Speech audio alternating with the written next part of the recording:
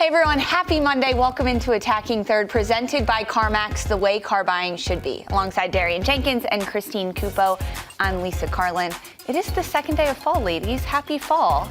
We finally got some fall weather, too. There was a crisp chill in the air this weekend. I got to open the doors and the windows. You're sad? Why? Who wants cold weather? I don't want cold weather, but I like the warm during the day and the crisp at night weather. Did you guys get your pumpkin spice?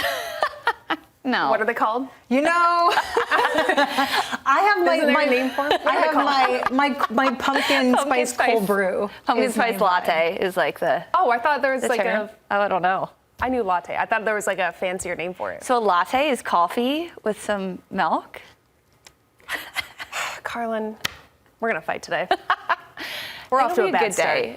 Well, I want Christine on my side. She's. I don't want to fight. I don't want to fight Christine. Started. Like I'm not beefing with anyone. I'm inclined to lean toward Darian today. Like you just are like. Wow. Okay, Guns this is going to out. be a fun show, everyone. It's now me against the rest of the desk. I bet I could get Sandra on my side because she joins us today, too, to chat a little bit about Hispanic Heritage Month. It'll be good to hear her perspective. We're going to take a trip down memory lane with Sandra. But before we get into all the games and recapping things, there is some big news that came out this weekend. Ahead of Gotham's match on Saturday, they came out with their availability report, and Gotham and U.S. Women's National Team defender Kelly O'Hara has been placed on the season-ending injury list. This comes after an announcement in May that O'Hara said that this was going to be her last season and she plans to retire, but that comes early now with 5 match days left in the NWSL due to chronic knee degeneration. Unfortunately, this retirement, Darian, comes much sooner than we had hoped for Kelly O'Hara. It's sad. This is such a decorated player. I mean, look at her. She's won literally anything you could possibly win in women's soccer. I mean, she is a formidable force on the pitch and off the pitch, despite her height. She is so much energy. She's brought leadership to the national team, to Gotham, and it's sad we don't get to see her play again, but it is smart for her long-term health and that she's speaking out about that, and that being the reason. But I'm glad that we get to see her at least finish the season out with Gotham. We're going to see her pregame speeches, her hyping the team up, and just her presence in the NWSL. And maybe we'll get her up here at some point. I would love that. That would be really fun. But I'm glad that we get to see her and see this season out with Gotham.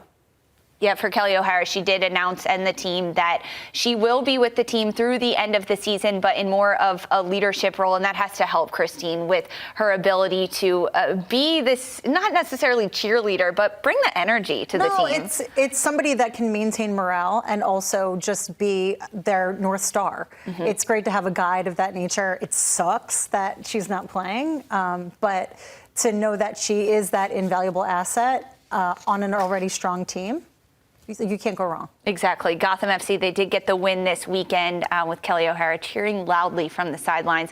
But across the NWSL, we had a lot of one-goal scorelines this weekend. As we take a look at the weekend results for Matchday 21, Bay FC falling 1-0 to Orlando Pride. Louisville, a 2-1 win over North Carolina, their first points ever over the Courage. Houston Dash pick up a 1-0 win over Seattle. Chicago Red Stars 1-0 over San Diego, and Gotham the 1-0 win over Utah Royals. Plus we get one more game tonight. They like hitting us with these after dark NWSL games. 10 p.m. Eastern, CBS Sports Network. Angel City taking on Portland Thorns. But Kansas City Current on Friday night got a 3-0 win over Washington Spirit, punching their ticket into the postseason. For Kansas City, in their previous 4 matches, they only had 3 goals. Then in this one game against Washington, they score 3. Darian, what rejuvenated this Kansas City attack? Vengeance, baby! My word. I think they remembered that little spanking they got from Spirit last time they played 4-1. And they came out and just had a way better defensive game plan. I think Haley Mays, I said this on Morning Footy, but she had a standout match going 1v1 against Rodman. And knowing how weakened Washington's attack is, missing Bethune, missing Sarr, now missing Rodman, I didn't think Spirit had enough answer in the attack. They didn't bring enough creativity. It looked like they were running out of ideas. Everyone was on different planes, and Kansas City just took that by storm. And having 3 different goal scorers, Nichelle Prince getting on the score sheet for Kansas City. Glad to see her back and healthy and finally getting minutes.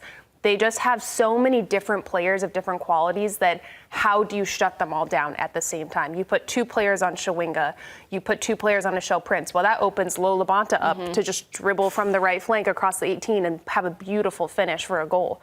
I think they just completely dominated Spirit, and Spirit had no answer. They really did. Although I would say Andy Sullivan had an outstanding game. She really was on tight. Chewinga had a couple great tackles. But yeah, outside of that, they did what they could. Kansas City, I was surprised at how well they were defensively. The Spirit really only got off a couple of shots at a distance. So no real threat there, which is definitely different than what we've seen at a Kansas What was City. the key to Kansas City's defense in being able to hold Washington scoreless?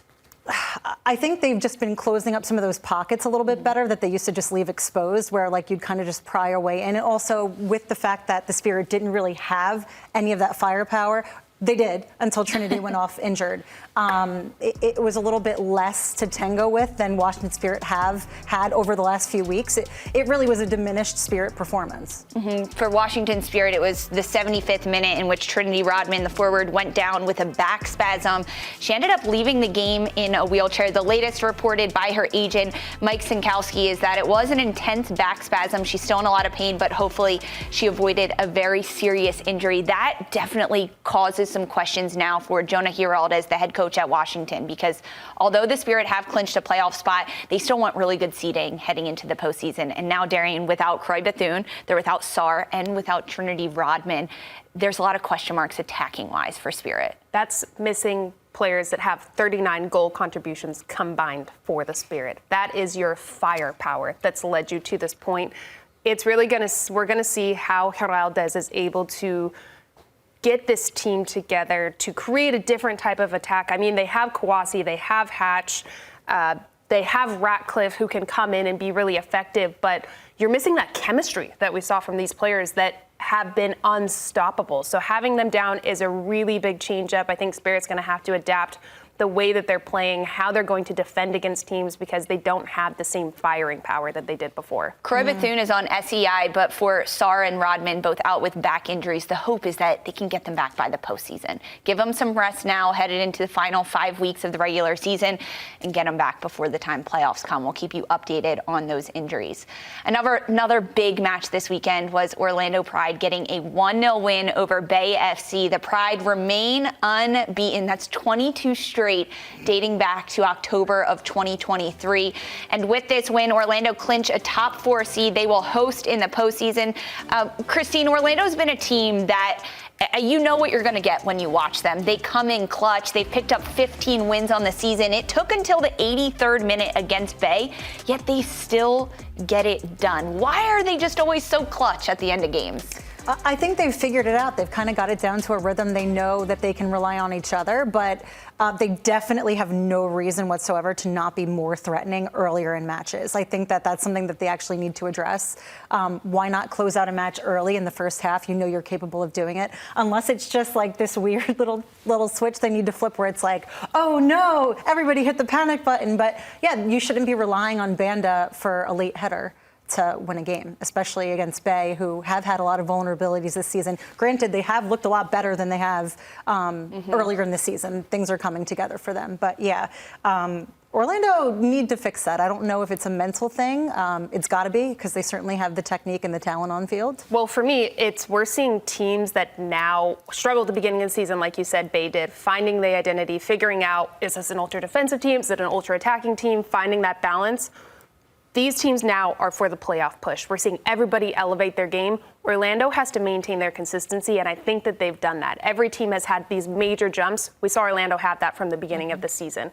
Now they just need to remain level, close games out, but maintain the immense upkeep that these teams are having, like a team like Bay FC. I think the competition is just better, so that's why we're not seeing these dominating wins. I mean, Kansas City is ridiculous, but with Orlando, yes, they're still securing a win 1-0. A win is a win. They're taking it game by game, and you have to at this point because the level has just gotten higher for these teams that maybe weren't as much of a threat before. And you think about last year for Orlando, they only picked up 10 wins on the season, and they just missed out on the postseason. This win over Bay, their 15th of the year. They're riding high. They clinch playoffs. They clinch a postseason home game that they get to host. It's looking good for Anna Orlando Morehouse. right now. And Anna my Morehouse. My work wife. 12th clean sheet now. 12 shutouts for Anna Morehouse. She sets a new league record, leaving A.D. French and Casey Murphy in the dust behind her. We also got the Barclays Women's Super League kicking off this weekend, and we got some good goals. We're taking a look at England's start to their season.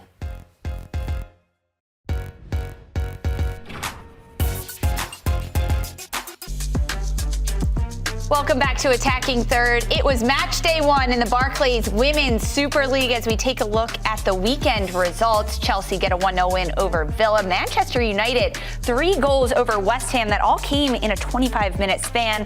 Brighton 4-0 over Everton. Arsenal and City, they draw 2-2. Liverpool and Leicester also draw 1-1. And Tottenham, a resounding 4-0 win over Crystal Palace. So a lot of goals coming from Brighton and Tottenham, and because of that, we get a look at the Super League table, and it's Brighton and Tottenham at the top of that, with Chelsea and Arsenal and City sitting in 4th, 5th, and 6th.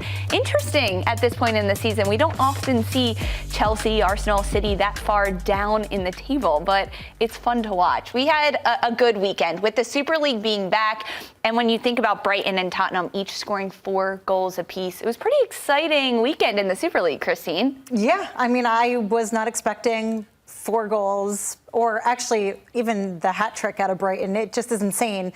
They had a really exciting transfer window, obviously, and it's already yielding some positive results. Yeah, it just absolutely bananas that Kiko has made her debut in such a grand way. She's definitely announced herself. I don't think there's a better way to say, like, WSL, look out, I'm here.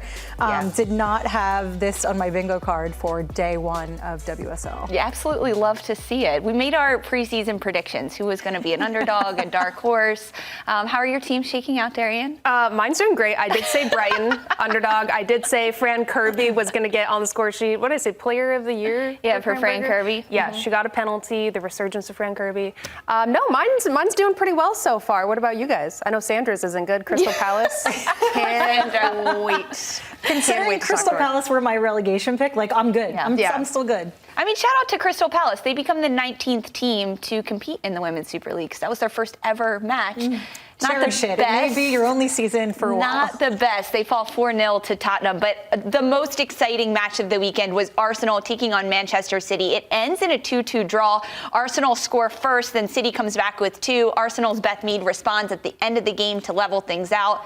But in front of over 41,000 fans at the Emirates, Christine, this Arsenal side came to play. They look pretty good this year. What stood out to you from this match? They looked so good. The passing was so clean. It was one touch go, just like very few errors.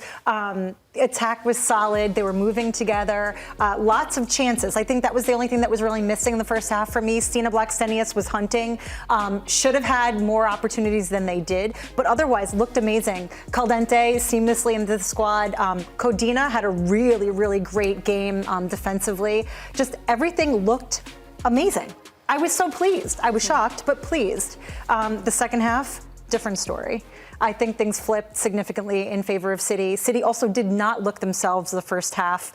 And then, Viv Miedema stepped right up, and, well, things happen when Viv is on pitch. We got our first look at Viv Miedema in that baby blue. She looked pretty good. She scored a goal for City.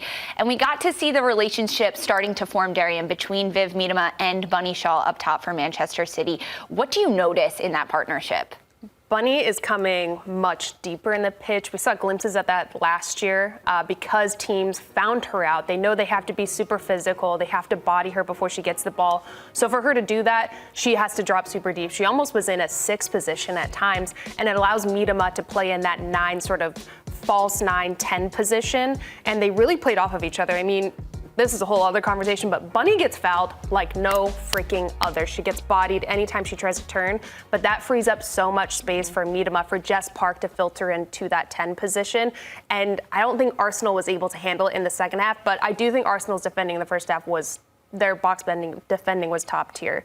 But I like the relationship. I think we're going to see them look to combine a little bit more, let Bunny look more dangerous, and sometimes Miedema take the back seat. That chemistry takes a long time to build, especially when you have a target on your back like those two players do, where you're on everybody's scouting report of how to stop them, how to defend them. But it's going to be a handful once that chemistry just clicks, and then we're going to see so many goals from those two. Do you think that that's it right now? Is the missing puzzle piece is the chemistry between the two of them, that we're seeing sort of Bunny being a little bit less selfish, and that she had at least 2 chances she really should have just gone herself that she didn't? She laid off. Is it really just creating the expectation of like, you go, I go? I think for me, coming into this, outside of positionally, I expected them both to just be really hungry. I think they're both hungry. It's just going to take the time of figuring out when is the right time to be selfish, when's the right time to lay it off, who's getting picked off more, who's getting double downed more, which is just going to take time. And especially when you're watching, we're talking about how many goals were scored this weekend and teams unexpectedly doing better than we anticipated. The level has been raised so high in the WSL. Yes, the NWSL, we say, is the most competitive league in the world. I think this weekend showed WSL is making a case for itself as well. So it's just going to take a minute for that chemistry to really click and for those players to really get on the same page, find the right times to shoot, to pass, movement into pockets. But it's going to come. Brief moments we got to see these new players with their team. We got to see Mariona Caldente make her debut for Arsenal. She got the start, played 90 minutes. What did you make of her performance under Jonas Edeval? I think that she's still finding her way, but she certainly is impactful in sort of that workup in the attack. I think she's still trying to figure some things out. Obviously, we also saw that like Mead didn't start this game. She came off the bench. You had to rely on sort of Stina. So I think that relationship is building. We also saw Rosa Kafaji later on in the game, who is coming along nicely. But I feel like right now, not in terms of stature, but in terms of just their integration in the squad. I think that for a first match, they looked great. I expect a lot more going forward. A lot more between both of these sides going forward. It's just the first match, and we get a 2-2 exciting draw. Meanwhile, Chelsea, the reigning champions, they pick up a 1-0 win over Aston Villa. The lone goal coming from Johanna Reading Kaneryd in the 36th minute. But this was the first competitive match under Sonia Bonpastor. We touched a lot on Darian, what you expect to see from the French manager with Chelsea. Now that we've seen the first 90 minutes, how would you describe this team? Dangerous in the attack, relentless.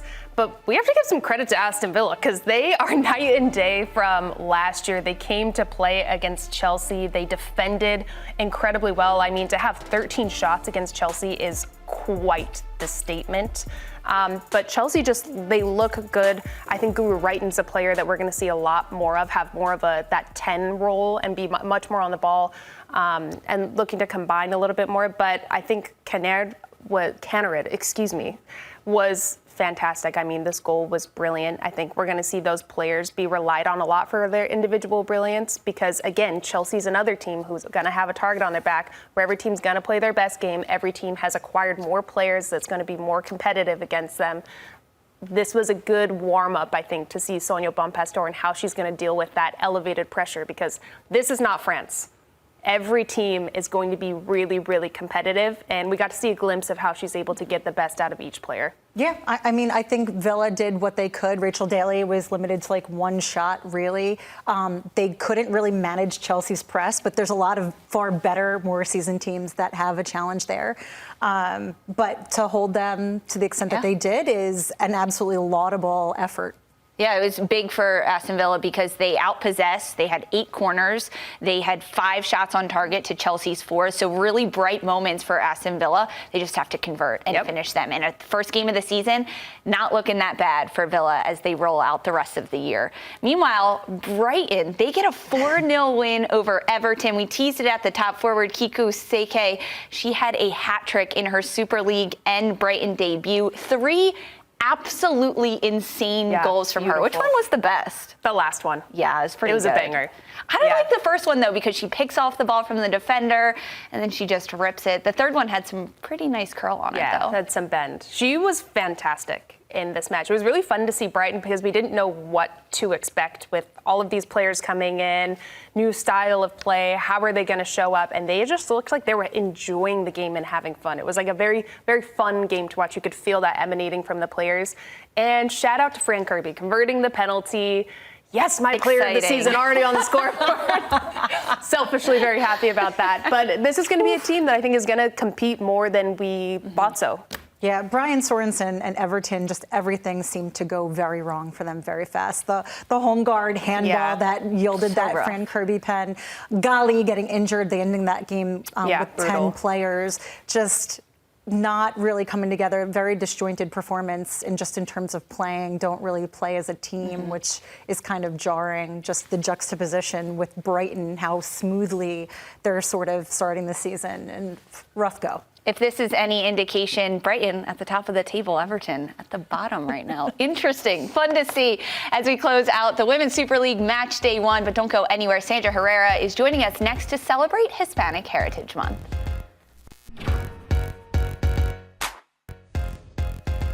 Welcome back to Attacking Third. We're pleased to welcome in Sandra Herrera, the fourth member of our show. Sandra, welcome in. How are you? Hey, gang. I'm doing all right. Happy to be here. Happy to talk a fun segment, I think, for us. A really fun segment. Before we get to that, though, we just recapped the WSL weekend. And last week we did our predictions. And you said that Crystal Palace was going to be a dark horse, and they fell 4-0 in this opening weekend, bud.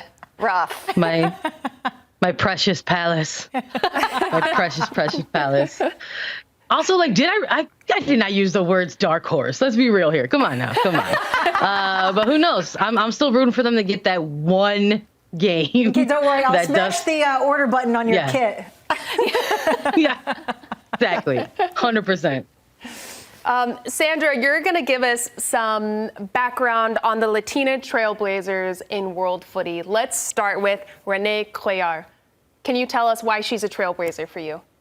Yeah, for sure. You know, we were thinking about this because we were like, it's Hispanic Heritage Month. We have a ton of players that we talk about week in, week out on this show. And a lot of them are Latinas who are complete ballers and wrecking things up across the globe. But it's a good opportunity to maybe talk a little bit about players who have been in these pioneering moments. And for me, I absolutely think of Renee Cuellar for sure, because this is the player, when we think about the beginnings of NWSL, who scored the first ever goal in NWSL League history. It ends up coming in the way of a tie against Portland Thorns in 2013, but a great ball over the top by Bukowski, where Cuellar is able to get on the end of this ball, eventually takes a touch and is able to slot this home past Karina LeBlanc. And we're talking in the opening 3 minutes of a first ever game played in NWSL. And I think this is particularly special because Cuellar's pioneering presence is notable, as she was a player with dual national eligibility, someone of Mexican American heritage, who's also part of that kind of incoming Mexican allocation player pool system. Really cool to not only hear that story, Sandra, but to see the video from it. Throwback. TBT. Throwback to those kits, to the crests of each of those teams for The football City. field markings. Everything. It's a big throwback. Come a long way. Yeah. We have come a long way, but Jesus. it's safe to say that the NWSL was built on Latina players. How did they influence 2013, the inaugural NWSL season? Yeah, I love that, Lisa. It's a great shout. I mean, when we're talking about a third iteration of a women's professional league trying to sustain itself, there were a lot of kind of careful planning and plotting in terms of how do you make an unstable concept stable, right? Because we're talking about over 10 years ago, there was still a little bit of that narrative. It's just like, oh, like not a lot of people watches women's sports, which we know that's a bunch of bull now. And it's just like, how do you make sure that everything's okay? And you needed to get the partnerships right. And part of the NWSL's foundation was having this kind of now outdated and expired allocation player system, whether it was U.S. players who were sprinkled around to teams, Canadian international sprinkled around to teams. And there was a partnership with Mexico's footballing federation as well, in which they did not have a league at that time in Mexico. And they said, we should have our players part of this count us in. So they also had a number of players go around to the, what were 8 teams at the time. And there's a number of names there that will maybe ring some bells for some people. I'm looking at Cecilia Santiago and Pamela Tajonar as 2 goalkeepers who have been predominant faces within the Mexican national team program, but have had pretty historic careers. We're talking Santiago is making history as the youngest ever goalkeeper in a FIFA Women's World Cup at 16. Tajonar, who spent a lot of time in Spain with different teams, including Barcelona, but there's also Maribel Dominguez, who is the leading all-time goal scorer for Mexico's women's national team. And Monica Ocampo, I think, is a really good shout for me, because this is a player who also found herself helping sustain NWSL after spending time in WPS. So she is a player that was familiar in kind of breaking barriers for players in multiple leagues in the United States. And shout out to her time with Sky Blue, because she spent time with them, got a significant amount of minutes, scored some goals. I believe in that first year was named the club kind of Golden Boot or MVP. She was kind of given those honors because of her performances on the pitch with them. So a lot of good talent here that shouldn't be forgotten. Sandra, once upon a time, we saw a young Marta Vieira da Silva start in WPS, Western New York Flash, and sort of carve out her career becoming the Marta. Where does her legacy fit within this broader context?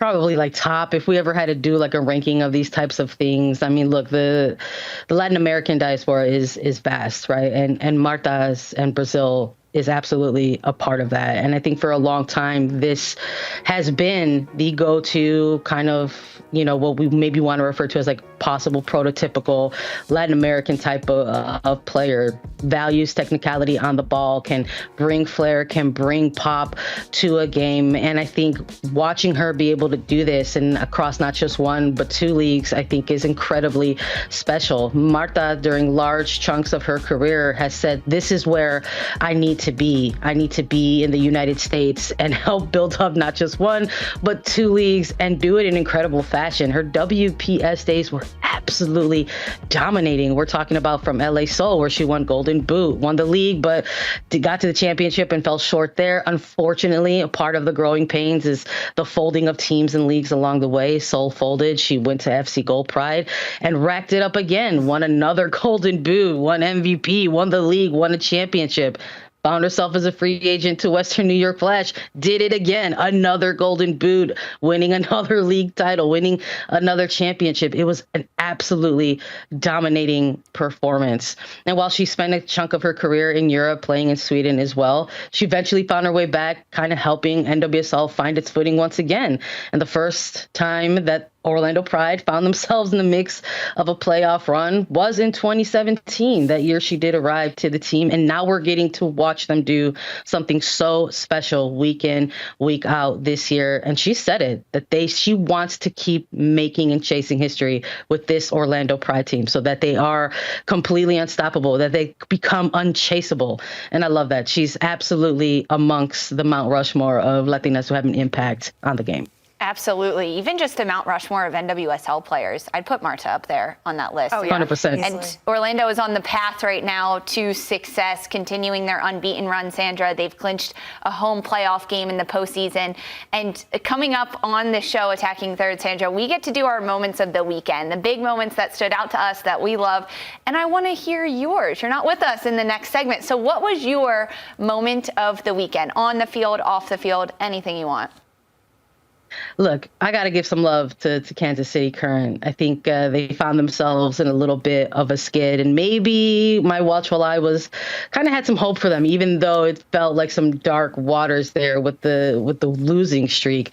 But they've shaken some things up on the defensive line. They've got Schultz in goal, and they kind of worked over the course to get some clean sheets. And now they have a massive performance coming over Washington Spirit. Spirit were without some key players. Let's not get it twisted. So maybe that had a little bit to do with it. But for a team that maybe was looking like they were struggling to find that kind of post-Olympic form, what a performance out of this weekend. Yeah, big win for Kansas City, 3-0 over Washington. Sandra, thanks. Thanks for educating us on some Hispanic heritage moments of the weekend. It's always so fun to chat with you. Thanks, gang. Miss y'all in the studio. Have a good one. Oh, miss you too. We'll see you soon. Wednesday, Sandra and I will be on YouTube. But don't go anywhere. We've got more Attacking Third. We're going to get Darian and Christine's moments of the weekend next.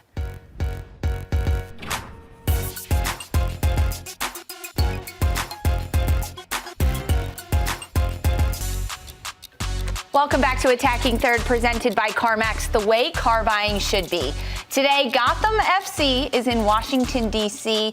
At the White House, President Joe Biden welcomes the team, the first ever NWSL team. They were the champions in 2023. And look at that picture. We got Juan Carlos Amaros holding up a kit with President Joe Biden there. Love it. Coach got a fresh haircut too for the occasion. Look at that. Pretty cool to see. So the championship team for Gotham is in D.C., including Allie Krieger. She was there. She gave a speech this morning at the White House with the teams. Pretty cool to think that that's the first NWSL team. Of course, the U.S. women's national team had been there when they won the World Cup, but also Sky Blue FC made their way to the White House in 2010. So the same franchise, they won the WPS then in 2009. They got invited in 2010, and 14 years later, the same franchise is back there. Nice championship DNA there. Pretty cool to think about. Shout out Bats. Shout out Bats. And apparently President Biden called them the Bats. So now it's official. Now it's official.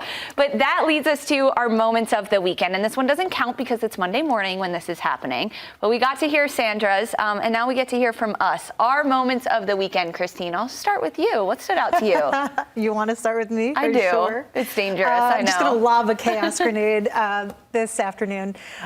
So Villainy is officially back in NWSL, and I could not be more proud and elated at this particular moment in which we saw it emphasized on social media.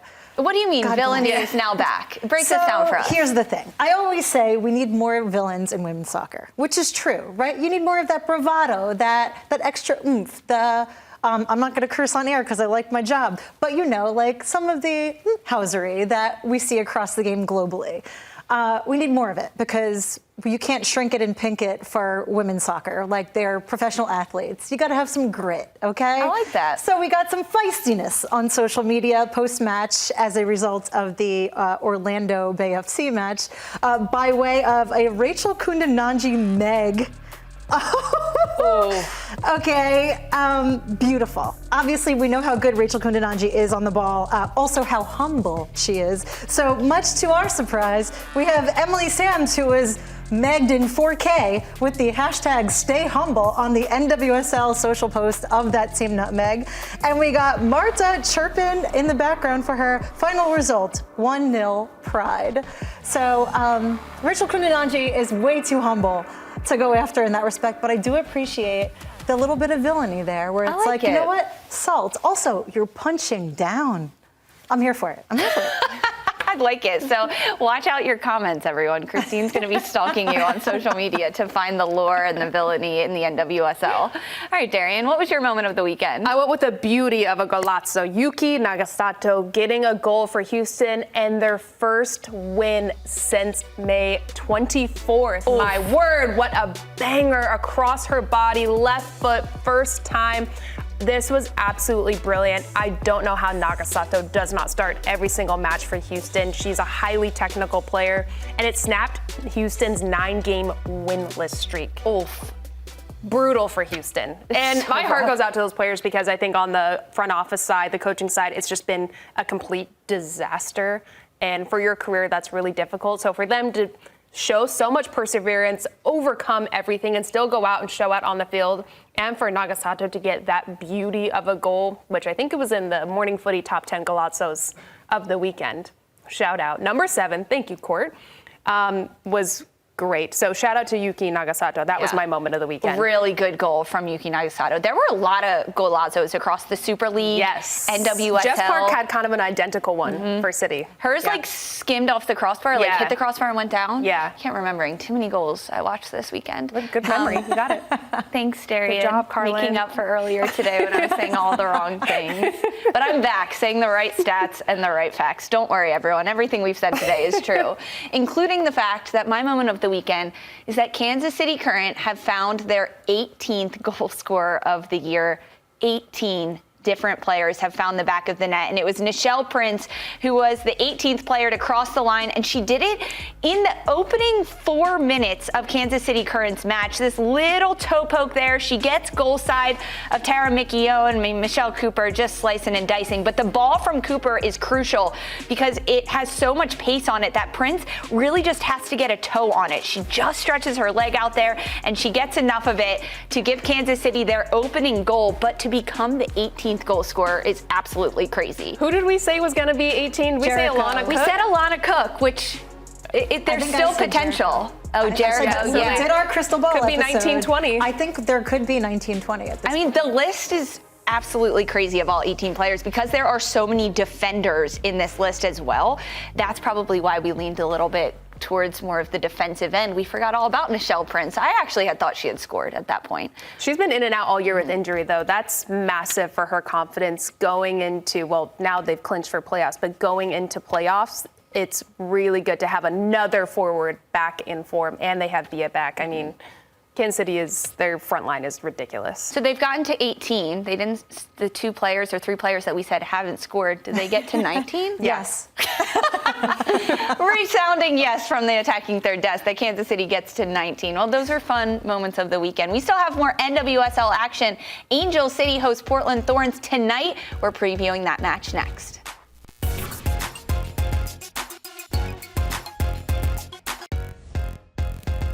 The push for the NWSL playoffs continues tonight when Angel City hosts the Portland Thorns, who are desperate to put a stop to their 4-game skid. You can watch all the action starting at 10 p.m. Eastern on CBS Sports Network. Matchday 21 closing out in BMO Stadium, and it's the first meeting between these two sides. Angel City coming off 2 straight losses. Their last week loss, they went up early over Louisville, and then they conceded 2, falling 2-1 ultimately. And head coach for Angel City, Becky Tweed, saying that her team needed to learn a lot from that game to close out this regular season. Darian, what did Angel City need to learn against Louisville? That their attacking shape leaves them so vulnerable defensively, and she acknowledged that on the coach's call. And honestly, the way that they build is really great. They have really wide center backs, their outside backs go high, but both can't go high at the same time. And the goal that they conceded against Louisville that gave Janine Becky that breakaway run where she made Madison Curry and put it in the back of the net, it's because of Angel City's open space. Madison Curry couldn't drop her body to get open enough. Didi Heritage is getting pressure. Now every team is scouting how Louisville pressed and want to do that against Angel City. So they need to make those adjustments, be a little bit tighter, a little bit more flat so that they have options. Because in the attack, they look great. They look lethal. They create a lot of opportunities. They just need to continue putting them away and shore up that they don't make their own mistakes that lead to the team scoring on them. Christine, for Angel City, they get to host Portland at home. And being at BMO, the stadium is packed. They have the fans behind them. How much of a lift does that give Angel City tonight? Oh, massive. And I think that any traveling teams hate playing there because they know that the fans there are rabid in a great way. But it definitely gives them a bump. And especially knowing the urgency of them to perform at this point in the season, I think Angel City have to get their heads back in it. And with Portland, they may have the best opportunity. For this Angel City side, where they sit in the standings at this point, they are outside looking in. They need 3 points.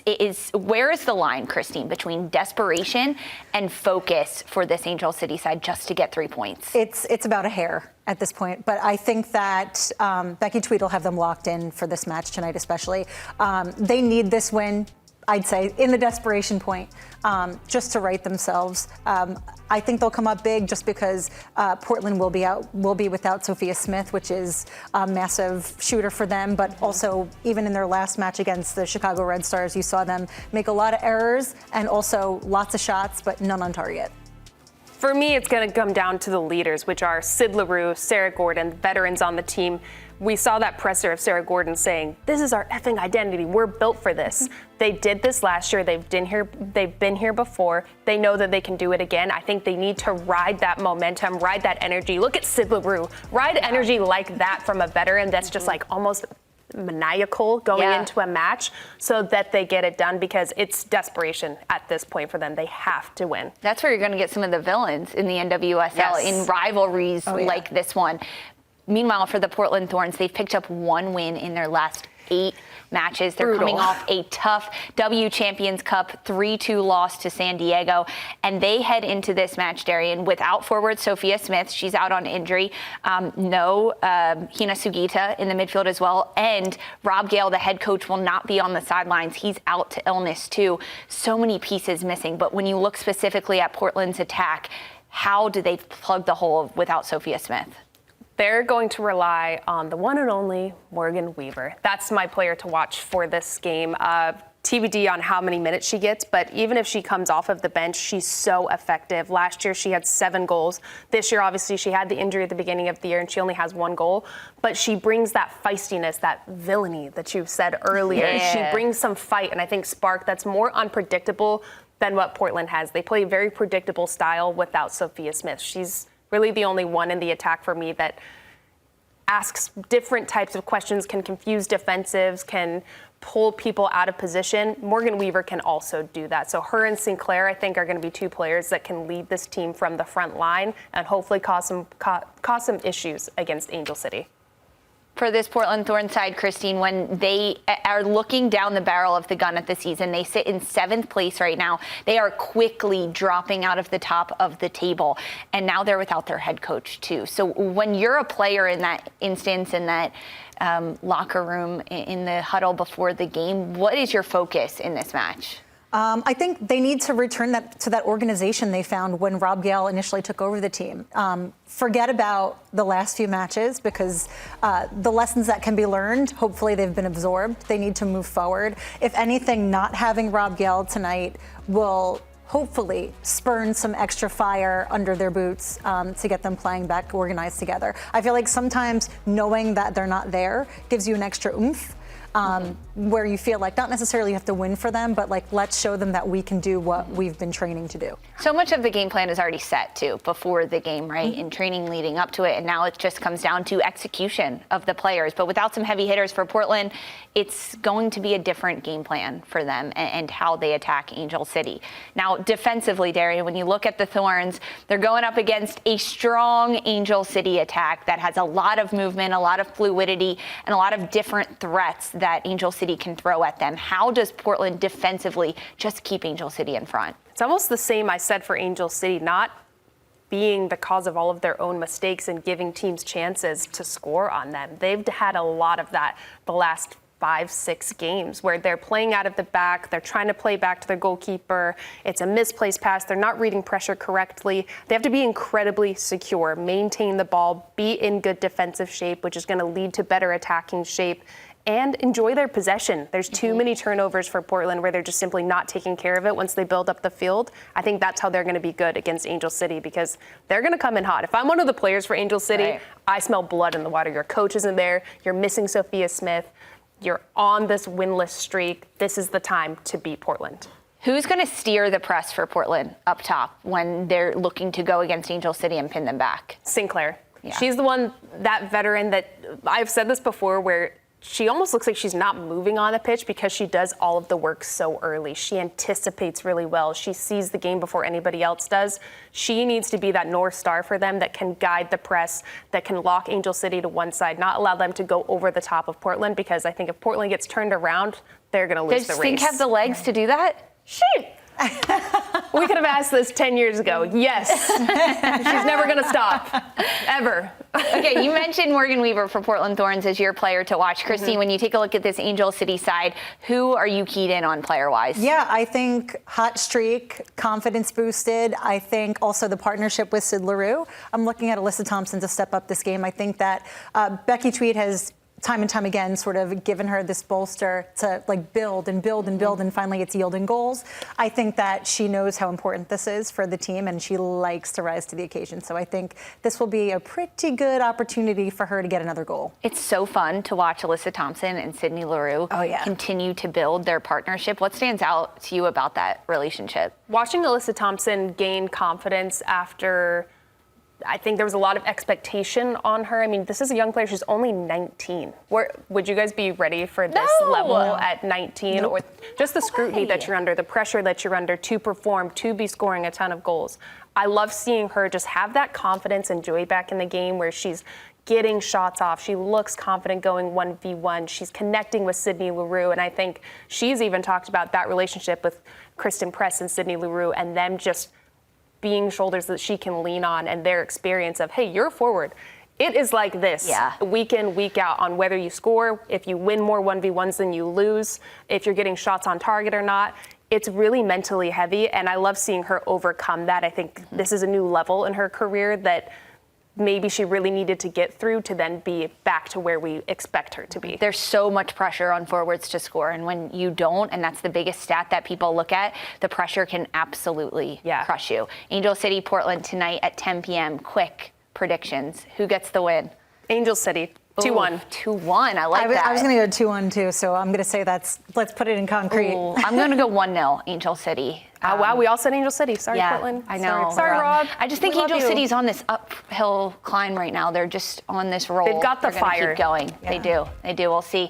NWSL weekend closes out tonight. Angel City against Portland Thorns on CBS Sports Network. That's our show, brought to you by CarMax, the way car buying should be. We'll see you on Wednesday, YouTube, with Sandra and myself. See you then.